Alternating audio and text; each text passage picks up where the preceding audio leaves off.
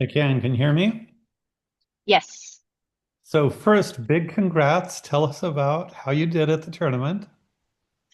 Thank you. So we are in Florida right now. The tournament, at least for us, because our last team member competed, just ended.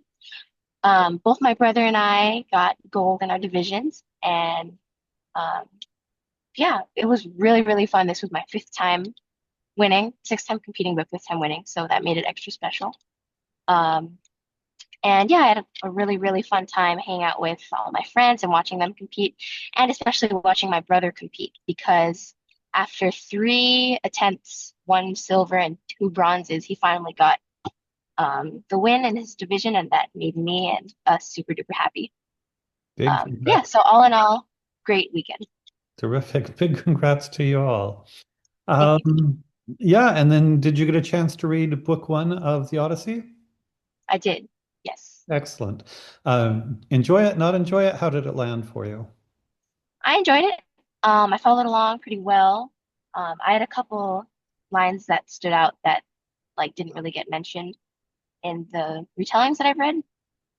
Just as a side, for example, there was a part when Telemachus was mentioning how he doesn't even have actual proof that Odysseus is his father because he's been gone for so long, and I just thought that that amplified or made it clear how long he's been gone and Mhm. kind of amplifies the struggles. So I thought that was cool. And you said there were several. What were the other examples?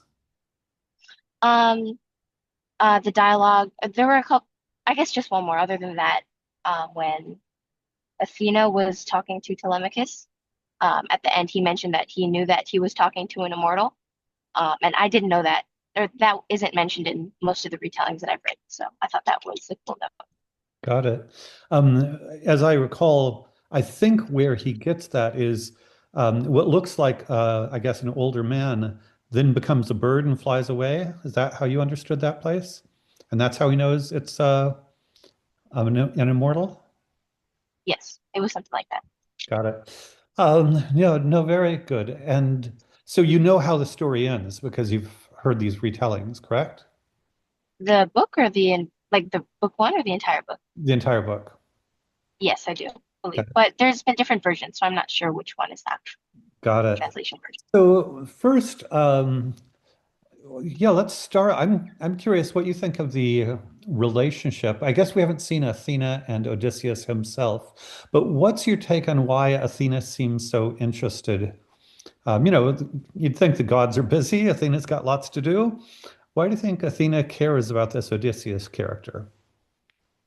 Well, I think there's a couple reasons. One of which that comes to mind first is that she favored him in the war. So I know that maybe watching him suffer and struggle to get back home maybe pained her a little bit, especially now that Telemachus is grown up. So you say a couple of reasons. That's one. Do you have any other reasons? Oh, no, that's my main one. My bad. Okay. And do you have any idea why she favored him in the war? I believe it's because he was like the strategic one that always came up with the battle plans and things like that. And since she's the goddess of war strategy and that kind of thing, I think that's why she favors him. Got it. And one of the things that's tricky about reading something that's so old and from such a different world is this whole notion of kind of gods and human beings interacting. So, given that we live, one way to read this, I suppose, is just like a fantasy novel, where in fantasy novels, we don't expect the rules of real life you know, to apply. So we just take for granted whatever fantasy premises are happening. On the other hand, this was a kind of a poetic myth, and I think it's an open question. To what extent the ancient Greeks believed in the gods? I mean, I would assume they kind of did in some sense. So, how do you make sense of gods interacting with humans? Did you just think the ancient Greeks were weird people who believed this weird stuff, or is there any way to make sense of the god-human interactions? Well, like you said, when I read it, I assume everything that they're saying is real about the gods and all the different characters and things like that. In real life, I don't worship any of the Greek gods. I know I read about them though. Um, there's a lot of different religions, so I'm not exactly dismissing it, but I treat it like a novel, I guess, Mhm. like you said.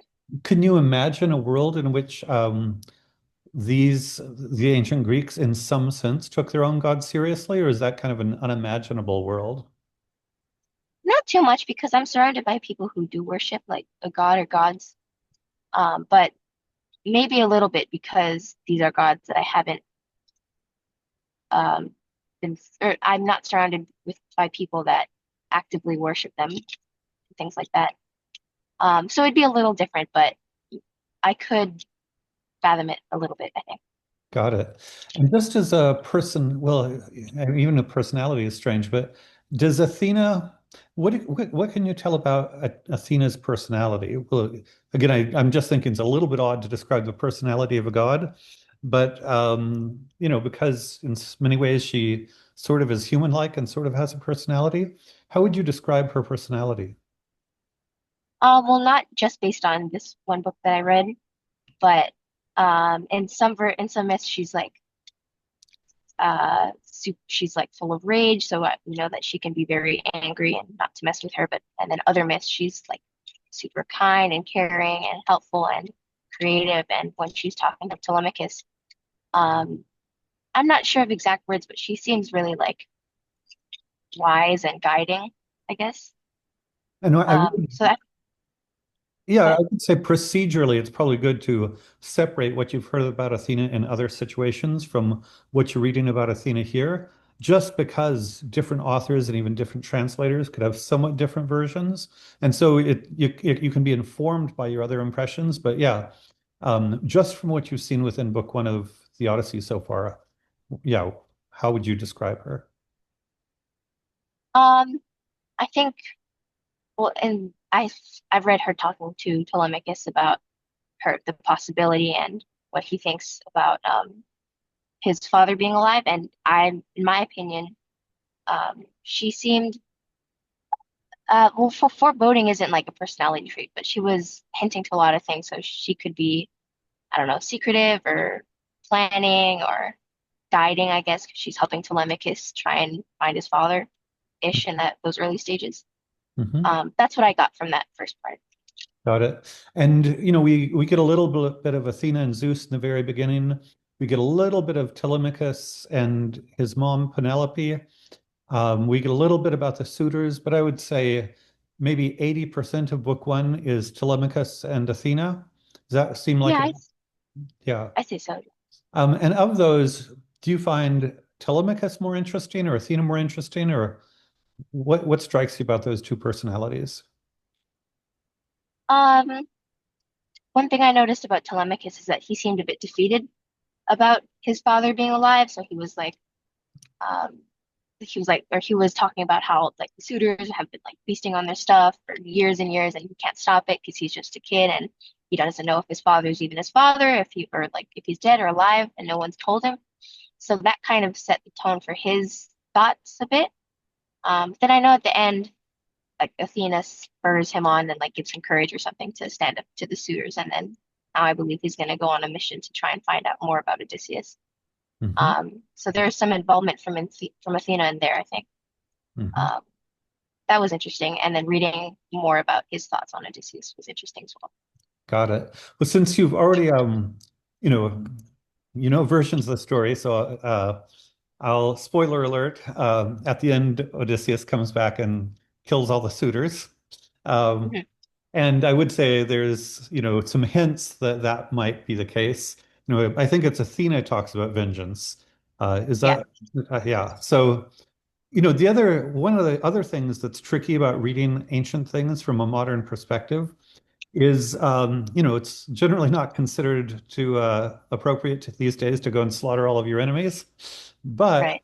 what do you make of Athena's support of Odysseus's vengeance?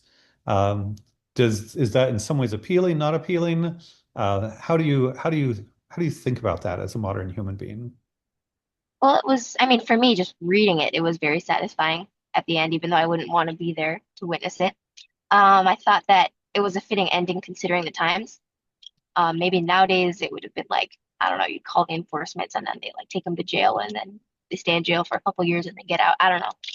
Um, I mean, but other than that, I think Athena, that's what she wanted. She was like pushing for that the entire time, and all the stories I've been told and read. I mean, to be honest, it was a little like, oh, come on, because she would drop hints.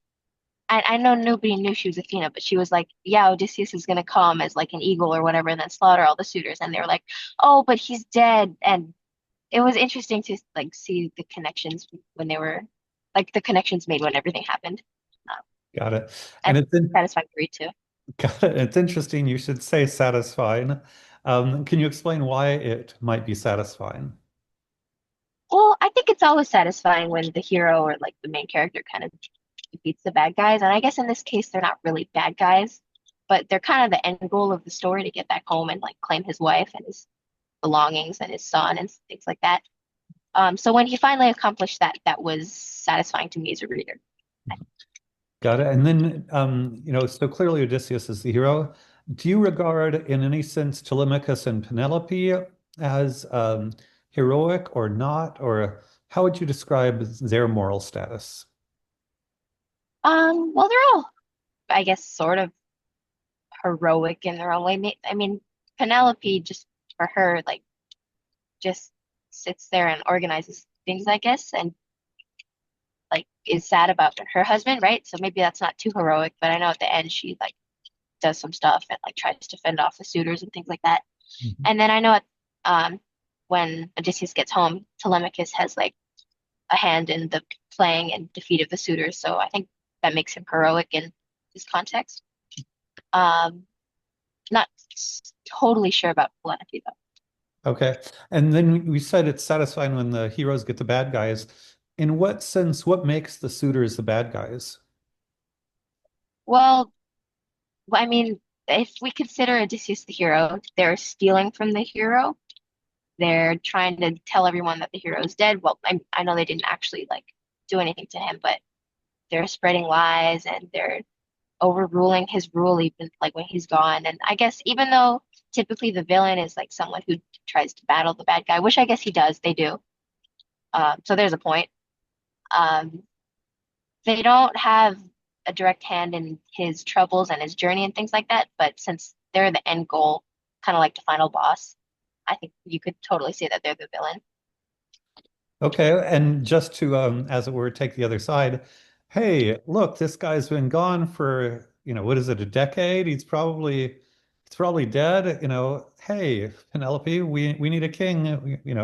Like, Yeah. why not think of them as just sort of innocent, normal people? Why think of them as the villains? Well, we're thinking of them as the villains because it's set around Odysseus trying to go home and claim his land and things like that. But if you're just looking at it regularly, then they aren't totally in the wrong. But they are mean and grotesque isn't the word, but that just comes to mind to Telemachus and Penelope. Hmm. They don't respect them. They aren't, even though Telemachus is like the prince, I guess. He Hmm. should, I don't know. He probably shouldn't be the king because Odysseus is still alive, but they don't know that. And their manner is not heroic at all. Hmm. I remember from the different stories I've read.